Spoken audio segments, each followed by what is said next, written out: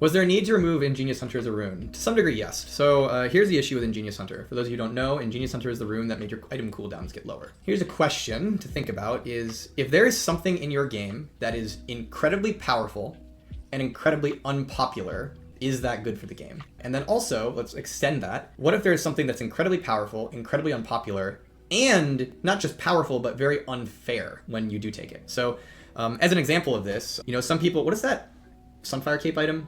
Is it Hollow Radiance?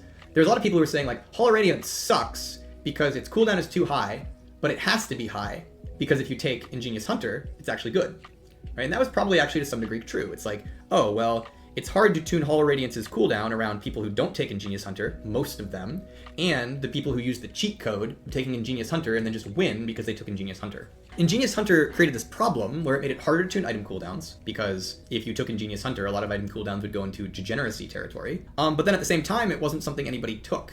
And so basically you had this situation where a lot of characters and items potentially had to be balanced around a rune that nobody wanted to take.